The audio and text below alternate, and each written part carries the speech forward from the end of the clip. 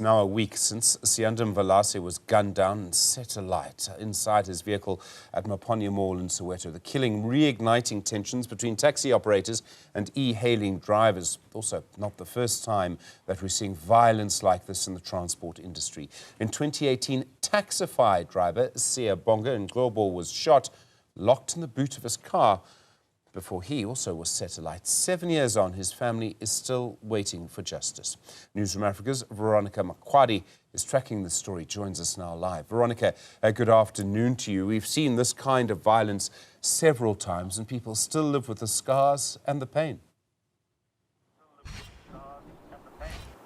Yeah, certainly, Stephen, and the scars are definitely real.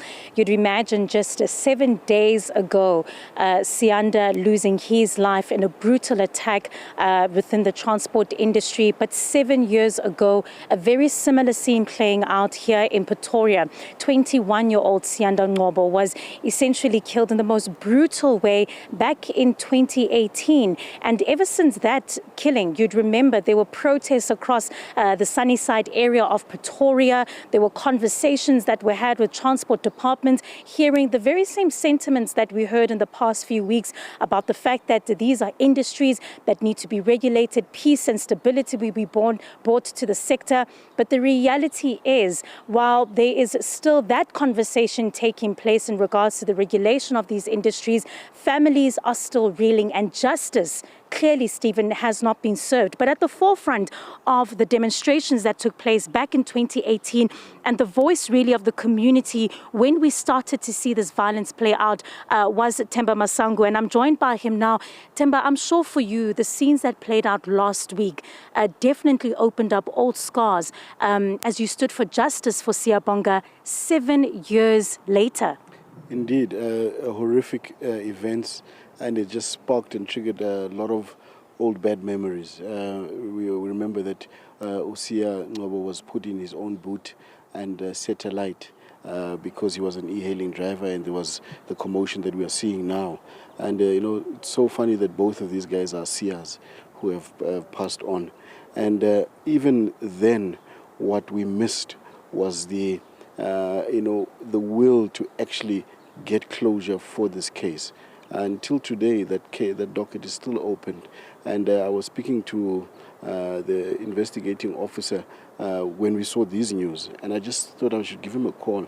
And he said, I wish I could have more power in this country, but as an officer, really, I've done my level best. And Themba, it seems as though this thing is going to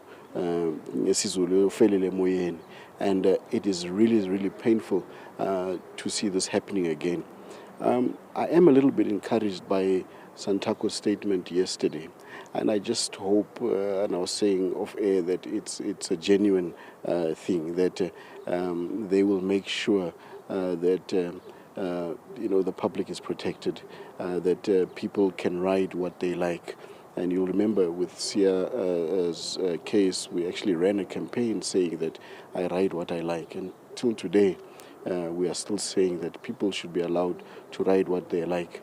And I hope that the government and the taxi owners and the e-hailing services people can be able to sit around a table, make sure that there's rules and there's regulations around this whole thing, and that people can continue with their daily lives without fear. Imagine now having passengers in your car and they're thinking that you are an Uber driver and do this to you. It's really, really heartbreaking. It's wrong.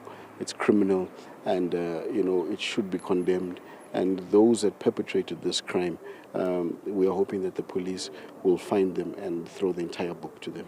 And I think I want to bring that back into the fore to say the perpetrators.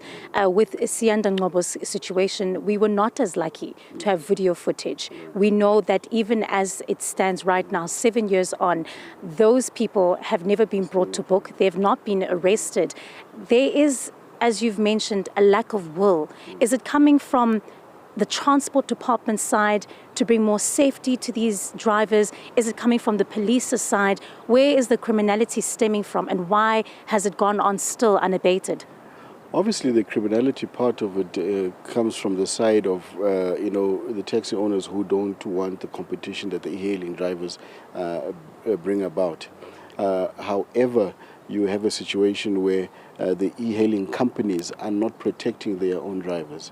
You'd hear a lot of e-hailing drivers complaining about, that it seems like it's all for profit for these different companies, whether it's Uber, whether it's Bolt, wherever it may be, and drivers are not protected. They don't feel safe at all, and there needs to be a full, regulation around, particularly the e-hailing, and so that the drivers can be protected, the drivers can know that they are safe in certain areas, and the taxi drivers as well work together, because at the end of the day, it's about transporting the people of South Africa and making sure that it's done safely. Yeah, about transporting the people of South Africa, Stephen, the very people who are essentially caught in the crossfire of this continued tension. And the reality is, while we're hearing departments and various stakeholders coming to the fore saying that the peace will come, there will be stability, the violence will end, we are talking about